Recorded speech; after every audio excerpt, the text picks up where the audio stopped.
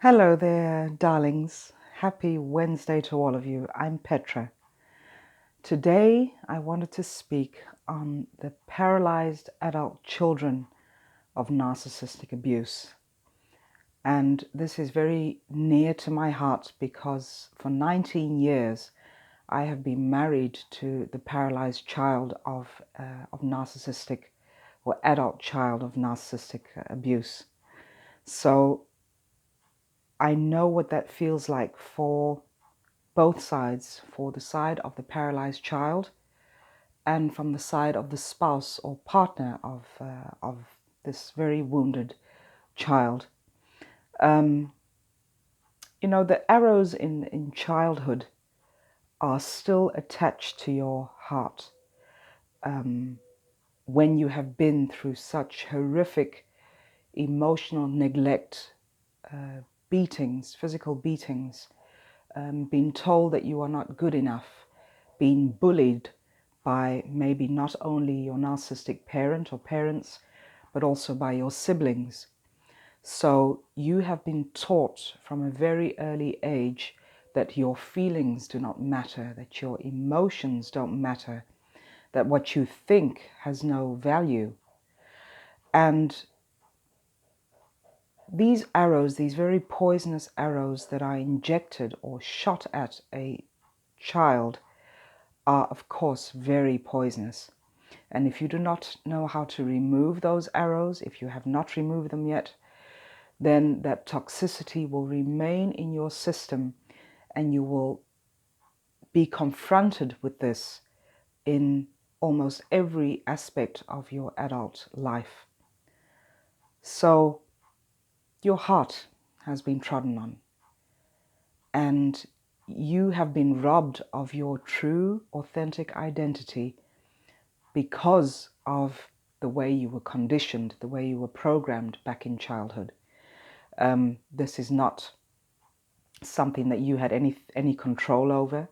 This is, when a child is born, they come into this life with a blank, with a clean slate, and we just we assume as children that our parents know what they're doing, that they know how to raise us in a proper fashion, nurture us, love us, help us create or hold on to our authentic identity. And through abuse, you are robbed of all of this. So where as a young child you have placed your trust and you have surrendered to being raised by loving parents, and at some point you get to an age where you realize that this is your normal, but it does not feel right. Something is wrong. And this can lead to very many difficulties in your adult life. So to just take you through some of the steps that I have written down, this is again from experience. As I said, my husband is a paralyzed adult child, or he's becoming less paralyzed now. But in the beginning of our relationship, there was, because I'd had no understanding of codependency or of narcissistic abuse, I just told him, of course he had explained to me what had happened in his youth, in his childhood, and I had just sort of, I didn't know how to deal with that as his girlfriend at the time. So I said, oh, you need to, you need to get on with your life. You need to forgive your parents and move on with your life. Now, that is a very simple answer to give to a complex situation. It is not that simple. And now, of course, many years on, we have been together for 19 years now, many years on, thanks to the emotional abuse that I went through with the ex-friend, I got myself educated on narcissism. My husband realized what he had been through as a child. He could put a label on that he was raised by a narcissistic parent, and also label himself with being codependent and what steps to take to heal that. Because, my husband had gone for therapy, he had gone for coaching, gone to see psychologists, and just had this feeling that even though they gave him exercises to do, they sat and talked, he felt that he was not being heard, that he was not being understood, which, excuse me, of course, many of you know that when you are dealing with a therapist who has no experience with narcissism, except maybe from a textbook, then they will not be fully capable of helping you to come to terms with the abuse, helping you to move on and to start functioning from your true and authentic identity. So he had given up on every bit of therapy and coaching until we both started educating ourselves on narcissism. And then all these lights, these green lights started going off, and we realized just what we were dealing with. And from there on, he has made progress. So in the past 3 years, he has become a different person, a more whole part of himself that he had lost in childhood.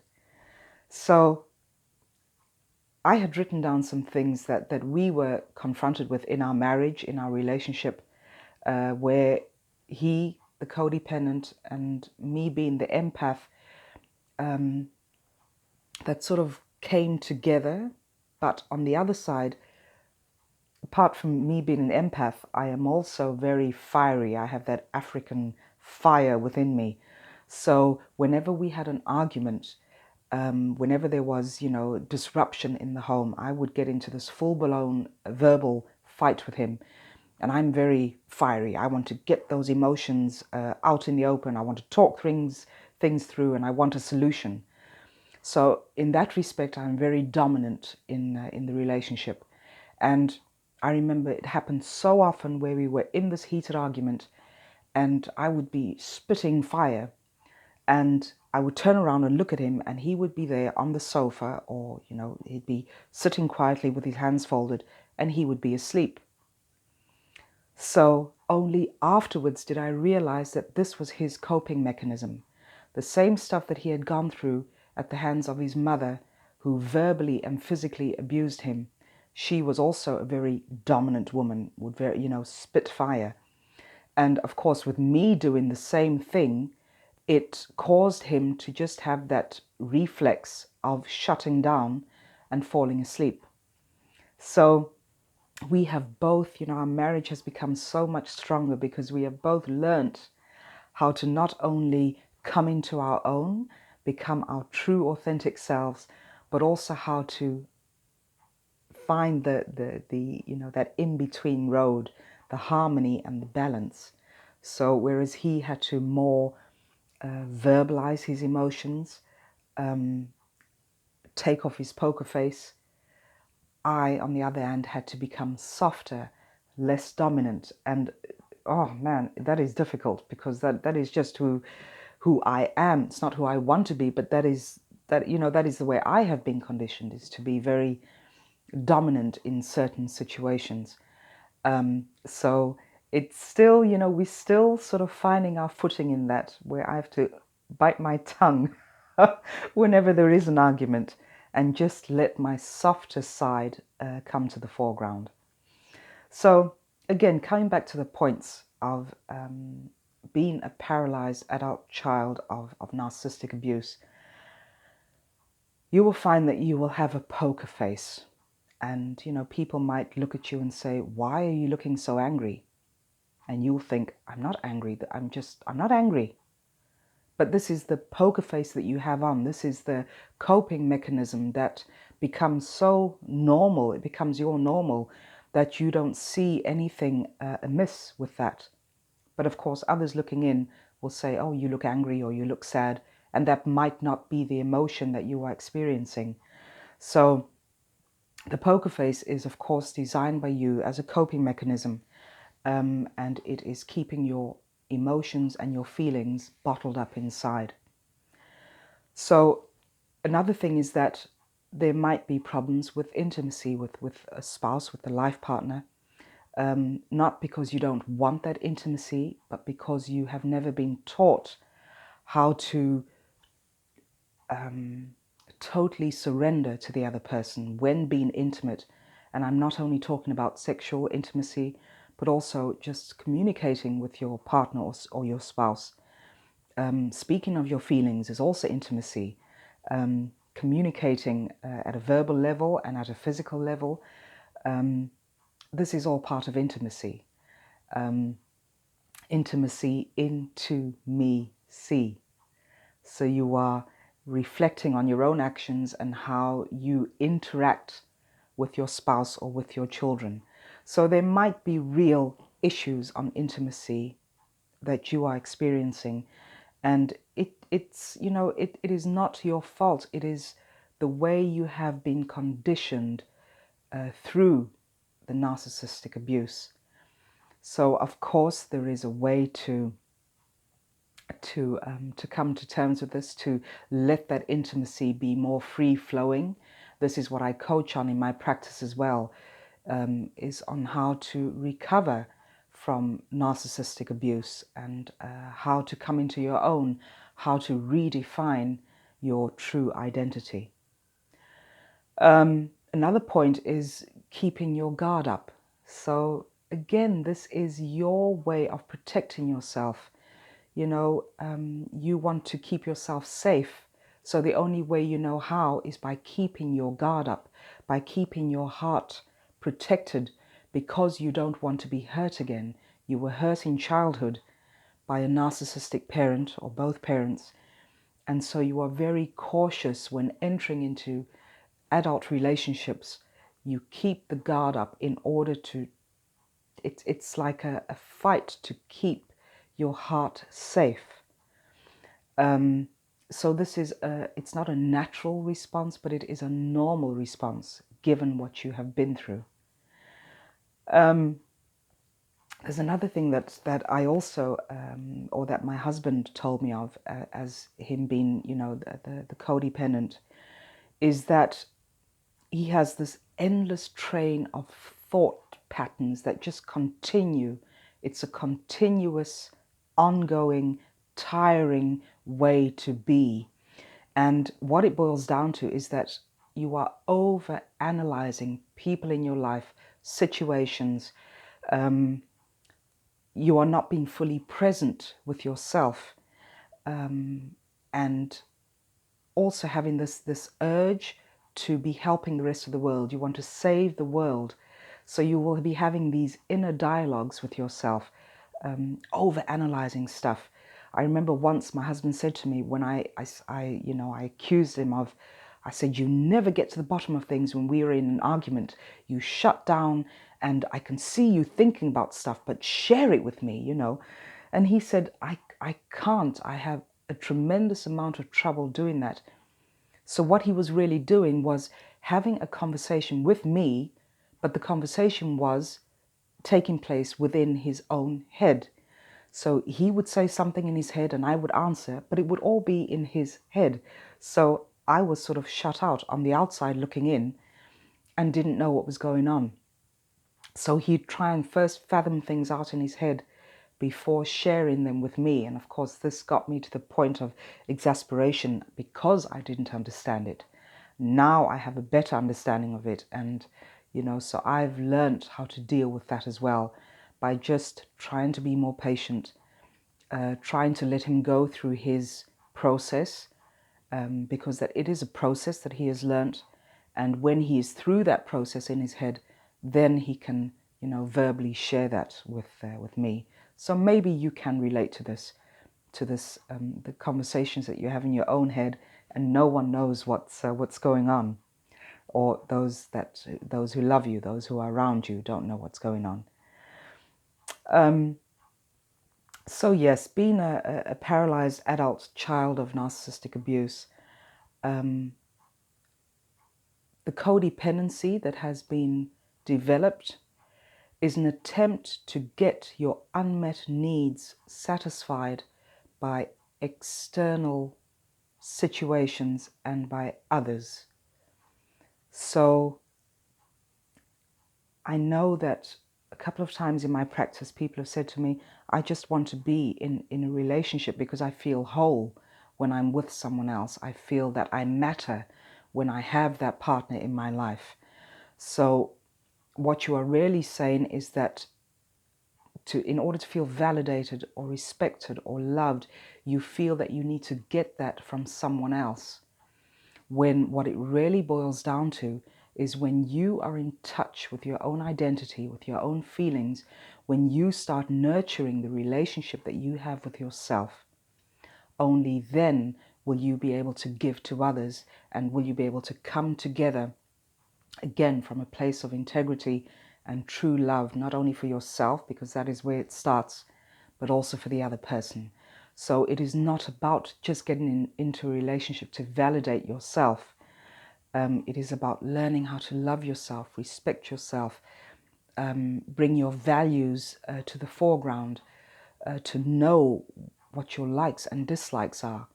And only then are you especially able to share that with a partner in your life. You know, in growing up with narcissistic parents, you of course are taught how to have a disownership of your true identity. So a disownership with yourself. You will learn to totally disconnect from yourself. And that is what I meant by first nurturing the relationship you have with self, in order to be able to establish and maintain a relationship with someone else. So, you know, the codependency can cause a lot of disruption, a lot of imbalance in your personal or work relationships, or it could be from one extreme to the other. To give a quick example of that, my mother-in-law, my husband's narcissistic mother, was a very successful businesswoman. And because she was so driven by her passion of work, this is what she instilled in her boys as well. So both of them grew up with very strong work ethics. So they would do everything in their power to get the job done at work. Were very hard workers, are very successful in their line of work, or were, because of course my brother-in-law has since passed away. But my husband still has that work ethic where he will do everything in his power. He will go that extra mile to get the job done. And yet at home, he wouldn't go the extra mile. He would shut down. Why is this? Because work has less to do with emotions and feelings. But when you get home, of course, you are confronted with your family's emotions, feelings, intimacy, communication. And because you have not been taught this in your childhood, you will shut down because you just simply don't know how to do it. So, you know, through this being at a tug of war with your emotions and feelings, you will find that your emotional system will be so overworked because you don't have an overview. You cannot put things into perspective. So your emotional system shuts down. And this is where you feel the isolation. So you might become a loner. You might not know how to maintain that loving relationship, even though you do want it. You just don't know how to go about it. You know, transforming the pattern of codependency is in some cases a lifelong process. It is all about personal growth. So step one, of course, is having the courage to ask for the help that you need in order to come to terms with codependency, to come to terms with what has happened in your young life, being raised by narcissistic parents. So it is very courageous and very healthy when you ask for that help. And again, when the help is given to you by someone who truly understands what you have been through, you may be committed to taking the steps to healing those childhood wounds, but it will also feel very uncomfortable for you because you have been raised to do for others all the time, to be there for others, to give to others all the time, to please others. So when these same virtues are being given back to you, when someone is helping you, when someone is seeing you from a soft perspective, as opposed to a very harsh perspective, you will not know how to deal with this in some cases. You will feel very uncomfortable because the focus is being put onto you. And of course it will feel uncomfortable. So one of the important things when you are on your journey of healing is just getting comfortable with feeling that discomfort, because it will feel that way in the beginning. You know, you will have to go through the confrontation of your needs. Your needs will be put into the foreground, what you are feeling, what emotions you are going through. And because you have never been allowed to express these things, it is going to feel very uncomfortable. So, you know, transforming the codependency pattern, there are many different things that you can do to get onto that road of healing. And I think to start off, you have to learn how to meet your basic needs. Now, what are your basic needs? That is taking care of yourself, your outer appearance, taking care of your inner self, your emotions, your feelings, feeling respected, feeling valued. This is where it all starts. And, you know, even if it means going and getting your nails done, if it means taking yourself out for a meal, if it means giving yourself an hour just to sit and do nothing, these are all basic needs. And this is what, this is again what you have not been taught. So this again will feel very uncomfortable for you.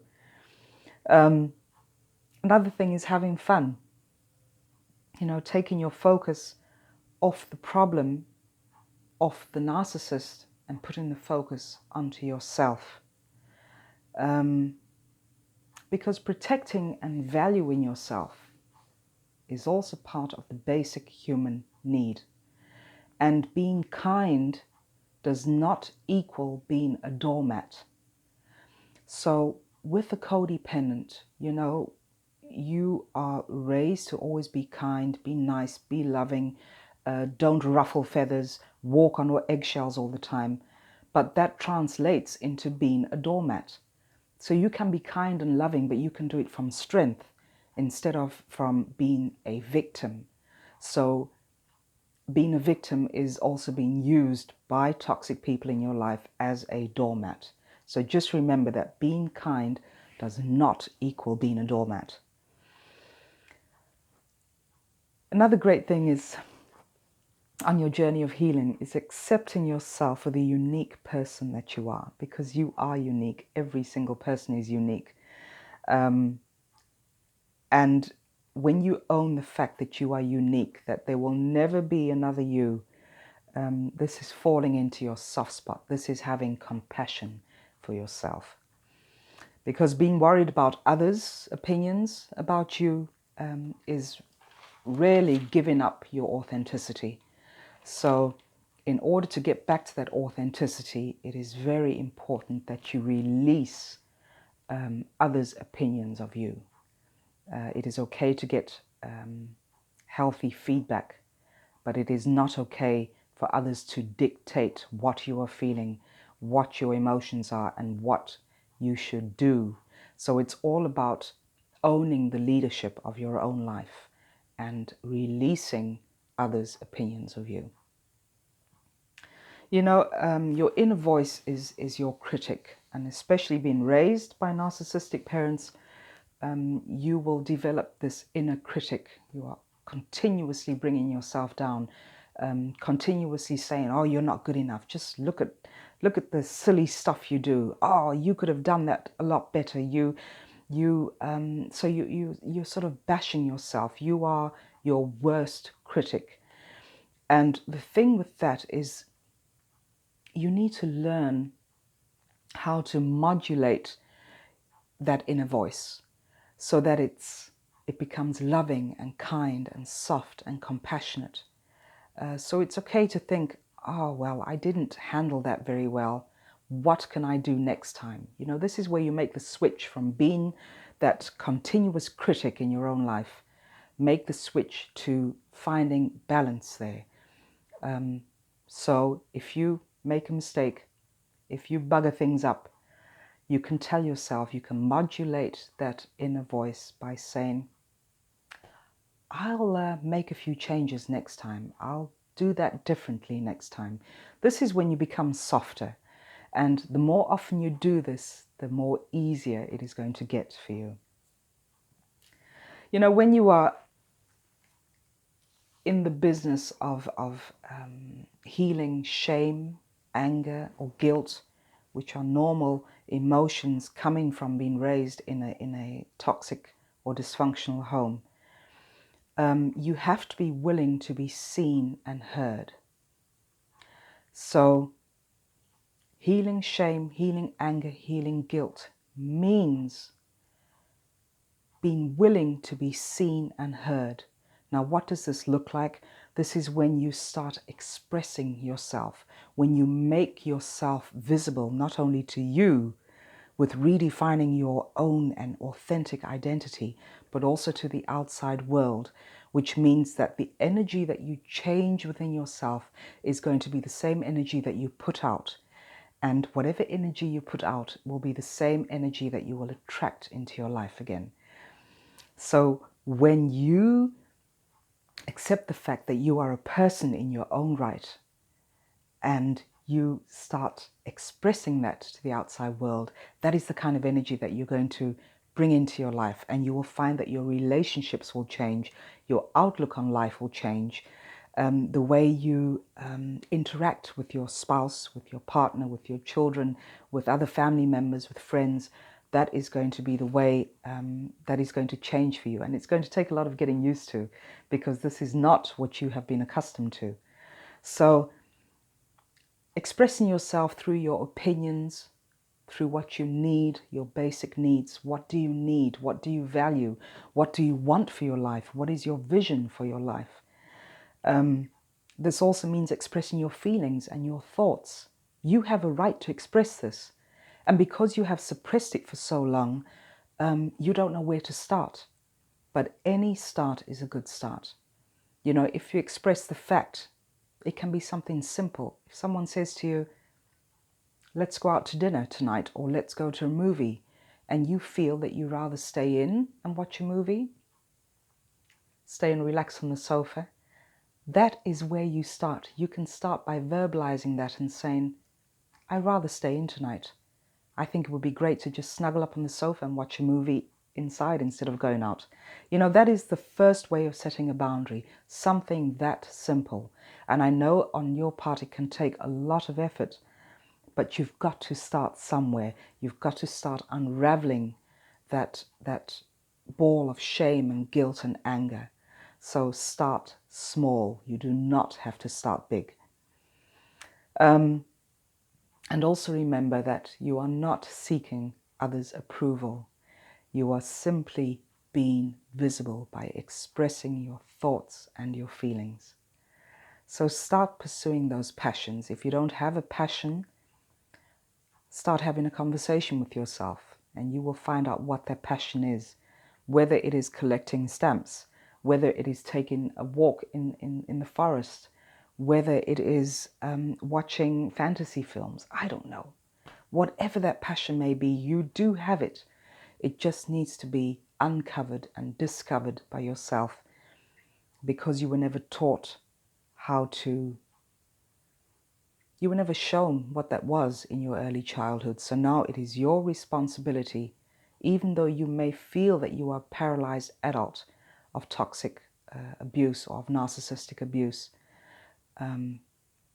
you can now take the responsibility in rediscovering yourself. And of course you can do that with help. I help you with that in my practice as well. If you feel that you would like to speak on this, please feel free to send me an email. We can get on Skype, we can have Skype talks, but you know, it takes a lot of courage in asking for that help. And if that is what you need, then know that good help is available to you.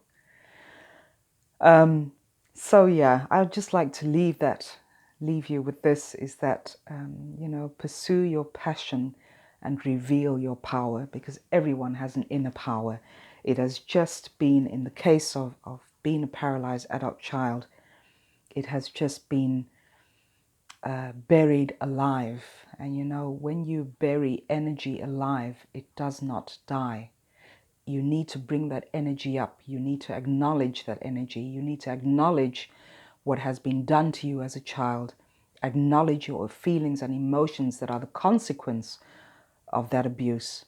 And when you have acknowledged it, then you are getting that energy out of your system. You are releasing all that toxicity. And then you can start focusing on the here and the now. I hope that that this video has been of some help to you. I'm just wishing all of you love, health, happiness, and courage. And share your story. Share whatever you feel you want to share in this community, because as I've said before, you all just dive in and help each other. And that is what it is all about, is that we lift each other up instead of bashing each other or bringing each other down. Have a great day, and stay well, stay safe. Speak to you all very soon. Bye for now.